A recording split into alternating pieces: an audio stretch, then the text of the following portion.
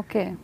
మందార చెట్టు లేని ఇల్లు అంటే నాకు తెలిసి పల్లెటూళ్ళలో ఉండదనే చెప్పొచ్చు. ఆ మందార ఆకులు, ఆ మందార పువ్వులు అందరి జుట్టు పాలిట ఒక వరం అని చెప్పొచ్చు. చాలామంది మందార పువ్వులు, మందార ఆకులు ఏదో రసాలు తీసి పెడుతుంటే ఏదో పిచ్చి జనాలు ఏది పెడితే అది పూస్తే వస్తాయి అనుకునేవాడిని నేను కూడా. కానీ ఏంటి ఇంతంతమంది మందార మందార మందార ఎవరి నోటిన్నా మందార అంటున్నారని దాన్ని అసలు సైంటిఫిక్ స్టడీస్ ఏమైనా ఉన్నాయా, ఎవరైనా చేశారా అని వెరిఫై చేసాం. ఓకే. 40 పరిశోధన పత్రాల యొక్క సారాంశాన్ని అమెరికా దేశం వారు 2015 సంవత్సరంలో రట్గర్స్ యూనివర్సిటీ యుఎస్ఏ వారు వాళ్ళు ఇచ్చినవి.